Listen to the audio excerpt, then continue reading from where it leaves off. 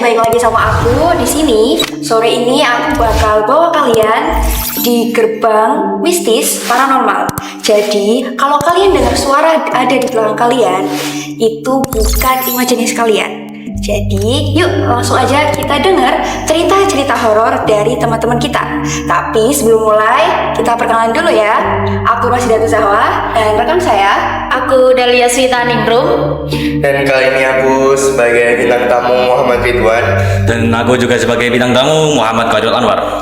Nah, jadi bintang tamu kita ini bakal ceritain pengalaman mereka satu persatu. Jadi ini kita bukan gimmick ya atau setting. Aku pun belum pernah dengar cerita dari mereka sendiri. Dan sebelum itu kita bakal mulai dari ceritanya Dahlia dulu. Silahkan Dahlia. Silakan. Hai guys, jadi aku punya pengalaman pribadi nih. Apa sih? Apa tuh?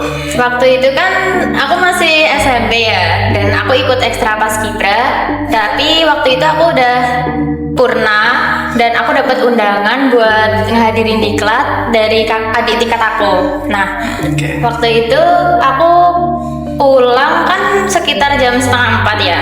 Kalau di Jawa kan katanya nggak boleh tidur sore-sore, apalagi waktu asyar. Karena itu kan pamali.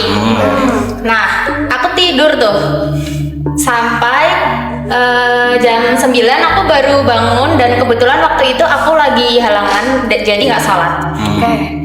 Habis itu kan aku mandi, aku bersih-bersih sampai mau tidur lagi itu sekitar jam 11 malam. Nah, ini waktu itu kan aku kan aslinya takut gelap ya. Tapi waktu itu aku ngide banget matiin lampu kamar aku. Habis itu aku ngaca sambil sisiran.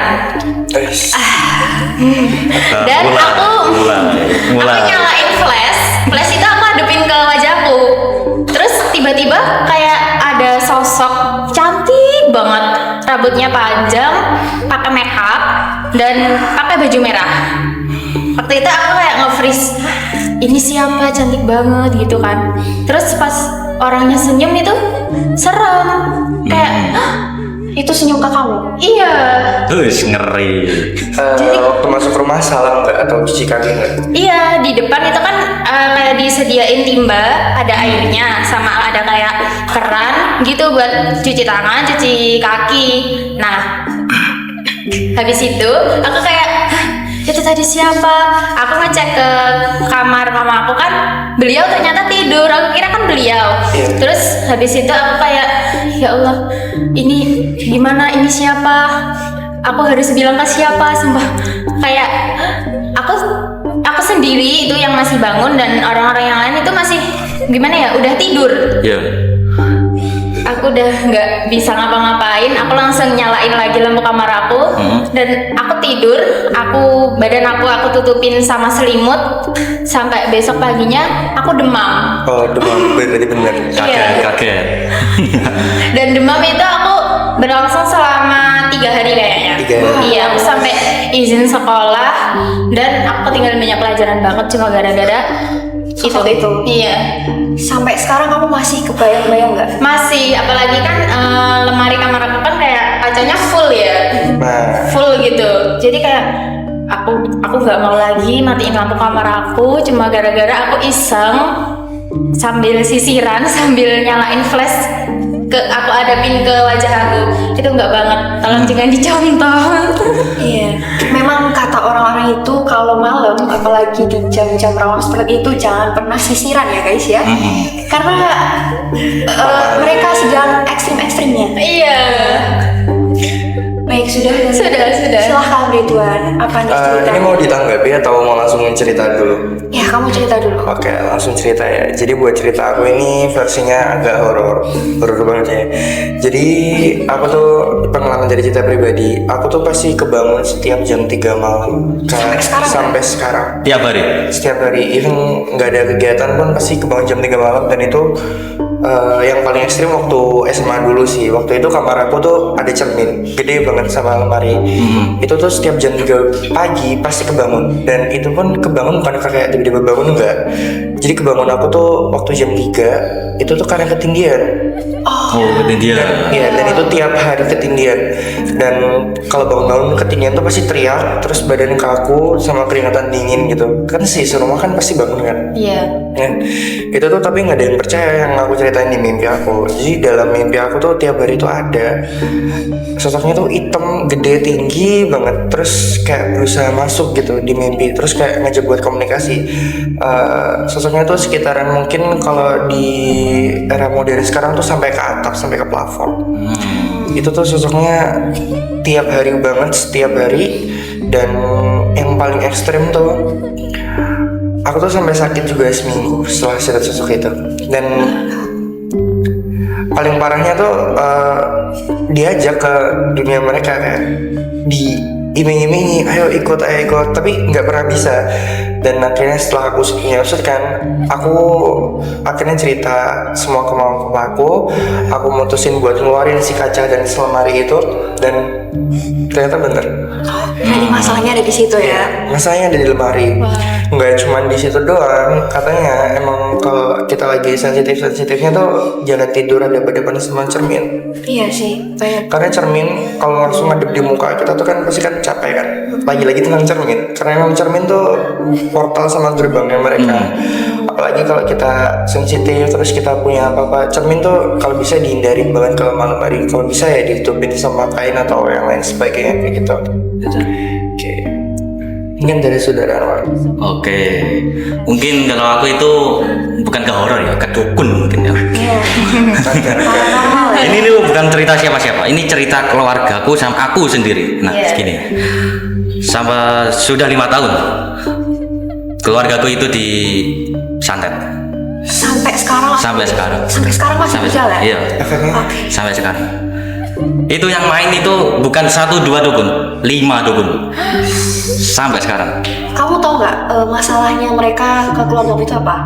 Atau sampai saat ini kamu masih cari tahu? Kalau masalahnya itu rahasia ya. Oke. Kalau masalahnya rahasia, itu pokoknya yang nyantet itu masih keluarga dekatku, gitu. Itu kenapa disantet? Karena keluargaku itu juga istimewa. Adikku indigo, terus ayahku itu gimana ya? Kalau tabib itu bukan ya, tapi itu kalau nyembuhin gitu, nyembuhin itu bisa. Iya. Aku juga sebenarnya ada kemampuan istimewa.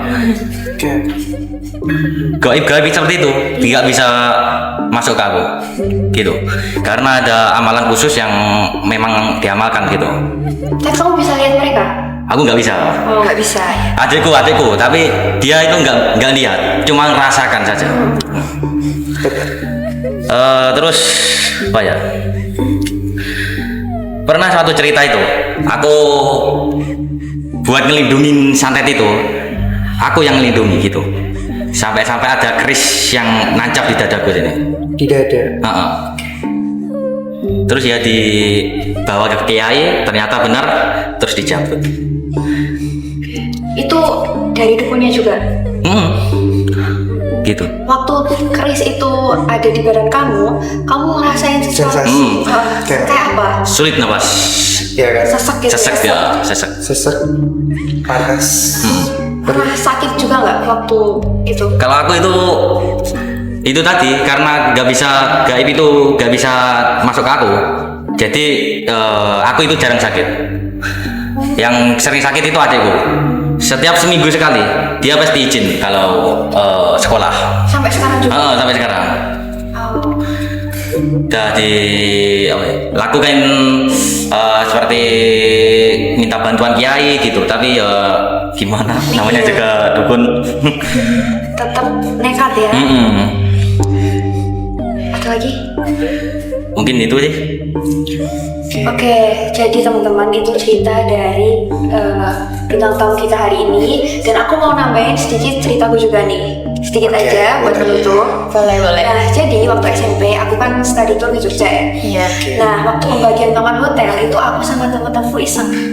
harusnya satu kamar diisi 8 orang. Iya. Tapi karena aku dan teman-teman itu nakal waktu itu, cuma diisi 5 orang. Jadi 3 orang diisi nama tengah-tengah kita semua. Oh. Nah terus waktu malam kan ada kayak karaoke ya, malam keakraban kan. Iya.